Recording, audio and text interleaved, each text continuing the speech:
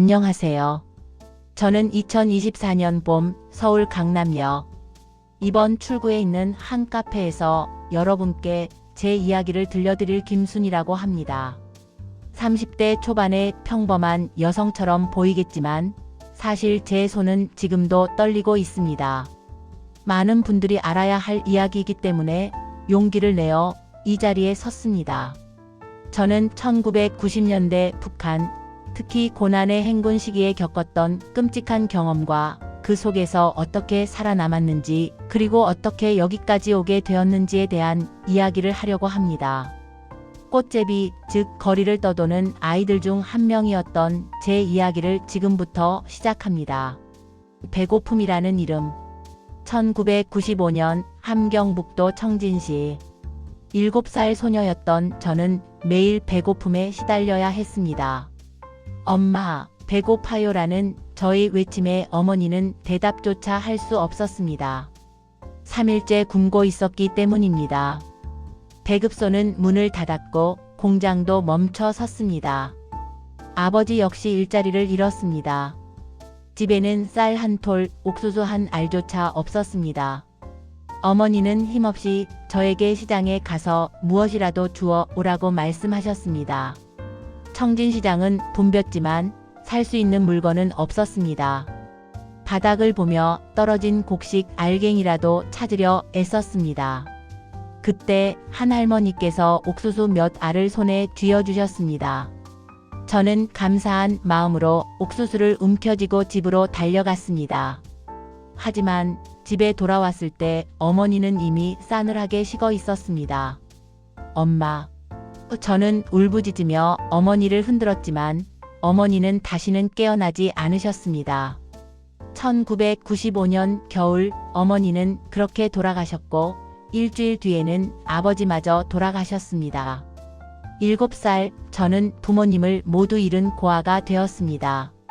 이웃들은 저에게 고아원에 가라고 했지만 고아원조차 운영되지 않았습니다. 결국 저는 거리로 내몰렸고 그렇게 저는 꽃제비가 되었습니다. 거리의 아이들. 꽃제비는 제비처럼 떠도는 아이들을 뜻했습니다. 청진 기차역에는 수백 명의 꽃제비들이 있었습니다. 모두 부모를 잃거나 버려진 아이들이었습니다. 저는 그곳에서 10살쯤 되어 보이는 철수를 만났습니다. 철수는 저에게 꽃제비의 규칙을 알려주었습니다. 혼자 행동하지 말고 훔친 것은 나눠 먹고 보안원을 보면 무조건 도망치라는 것이었습니다. 낮에는 시장에서 떨어진 음식을 줍거나 쓰레기통을 뒤졌습니다. 밤에는 기차역 보일러실 근처에서 다른 아이들과 함께 추위를 견뎠습니다. 서로 몸을 맞대고 옥수수 몇 알을 나눠 먹으며 힘든 시간을 보냈습니다. 겨울은 혹독했고 아이들은 하나둘씩 얼어 죽어갔습니다. 저는 죽은 아이의 옷을 벗어 입고 살기 위해 발버둥 쳐야 했습니다. 1996년 봄 영양실조로 몸은 앙상해졌지만 철수는 저에게 기차를 타고 다른 도시로 가보자고 제안했습니다. 기차 화물칸에 몰래 올라탄 우리는 청진, 함흥, 원산, 평양 등 여러 도시를 떠돌았습니다. 가는 곳마다 굶주린 사람들과 거리에 아이들이 있었고 죽어가는 사람들을 목격해야 했습니다. 1997년 평양역에서 보안원에게 붙잡혀 수용소로 끌려갔습니다. 수용소는 끔찍했습니다. 옥수수죽 한 그릇으로 하루를 버텨야 했고 밤에는 쥐떼와 싸워야 했습니다. 아픈 아이들이 죽어가는 곳이었습니다. 하지만 한 달 후 저는 탈출에 성공했고 다시 거리로, 다시 기차역으로 돌아왔습니다. 제3장 국경을 넘다. 1998년 10살이 된 저는 중국으로 가면 밥을 먹을 수 있다는 이야기를 들었습니다. 두만 강만 건너면 된다는 말에 저는 탈북을 결심했습니다.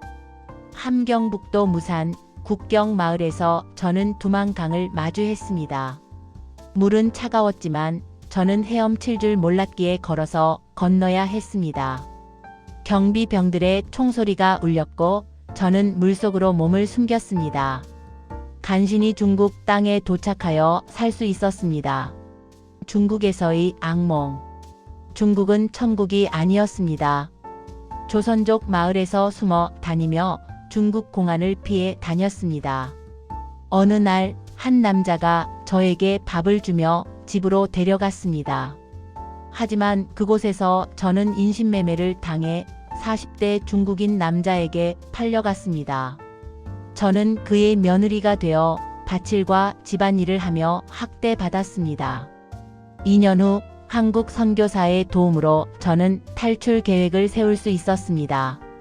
밤에 몰래 차를 타고 중국 남부, 베트남, 라오스, 태국을 거쳐 한국 대사관에 도착했습니다. 자유를 향한 긴 여정. 중국에서 한국까지 저는 수천 킬로미터를 이동해야 했습니다. 브로커의 도움을 받아 버스, 기차, 그리고 걸어서 이동했습니다. 베트남 국경에서는 3일 동안 산을 걸어서 넘었고 라오스 정글에서는 뱀과 벌레에 시달렸습니다. 태국 방콕에서 한국 대사관에 도착했을 때 저는 드디어 안전을 느꼈습니다. 2001년 13살이 되어서야 저는 대한민국 인천공항에 도착했습니다. 하나원에서 교육을 받고 한국어와 한국 문화를 배우며 새로운 삶을 시작하려 했습니다. 낯선 자유. 한국은 자유였지만 낯설었습니다. 모든 것이 빨랐고 저는 따라가기 힘들었습니다. 학교에서 수업을 이해하기 어려웠고 친구를 사귀는 것도 쉽지 않았습니다. 북한에서 온 저를 향한 호기심과 때로는 차별 속에서 저는 혼자 고립되었습니다. 밤에는 굶주림과 추위, 중국에서의 끔찍한 기억에 시달리며 악몽을 꿨습니다. 심리 상담을 받았지만 쉽게 마음을 열 수 없었습니다. 2년 후 한 선생님의 격려와 증인이 되라는 말에 저는 용기를 얻었습니다. 다시 일어서다. 2005년 고등학교 2학년이 되면서 한국어와 친구가 생겼습니다. 아르바이트를 하며 학비를 벌어야 했고 밤늦게까지 일하고 공부하는 고된 생활을 이어갔습니다. 하지만 저는 쉴 수 없었습니다. 2007년 대학에 입학하여 사회복지학을 전공하며 탈북자들을 돕겠다는 꿈을 키웠습니다. 대학 생활은 저에게 처음으로 희망을 안겨주었고 탈북 대학생 모임에서 서로 위로하고 의지하며 힘든 시간을 견뎠습니다. 졸업 후 저는 사회복지사가 되어 탈북자 지원센터에서 일하며 저와 같은 사람들을 도왔습니다. 그들의 아픔과 두려움을 알기에 저는 그들을 진심으로 도울 수 있었습니다. 목소리를 내다. 2015년 저는 다큐멘터리 인터뷰를 통해 제 이야기를 세상에 알렸습니다. 다큐멘터리가 방영된 후 많은 사람들의 응원과 함께 악플도 있었지만 저는 굴하지 않고 강연을 통해 제 이야기를 했습니다. 북한의 현실을 알리고 굶주림에 시달리는 아이들의 고통을 이야기하며 우리가 그들을 기억해야 한다고 외쳤습니다. 다시 찾은 나. 2020년 코로나 팬데믹으로 세상이 멈춘 시기 저는 제 자신에 대해 깊이 생각했습니다. 한국에 온 지 20년이 되었지만 여전히 과거의 상처에서 벗어나지 못했습니다. 심리 상담을 통해 저는 제가 살아남은 것은 다른 사람들의 이야기를 전하기 위한 것이라는 것을 깨달았습니다. 그 후 저는 유튜브 채널을 개설하여 북한 이야기, 꽃제비의 삶, 탈북 과정 등을 공유했습니다. 구독자들이 늘어나면서 저는 더 많은 사람들에게 제 이야기를 전할 수 있었습니다.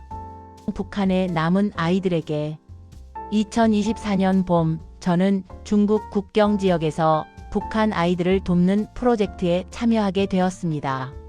두려움 속에서도 저는 결심했고 밤에 두만강 근처에서 아이들에게 음식을 전달했습니다. 그곳에서 만난 7살 소녀를 보며 저는 제가 살아남은 이유를 다시 한번 깨달았습니다. 한국으로 돌아온 저는 제 이야기를 담은 책 꽃제비 얼어붙은 아이의 기록을 출간했습니다. 인쇄는 탈북 아동지원 단체에 기부했습니다. 배우다.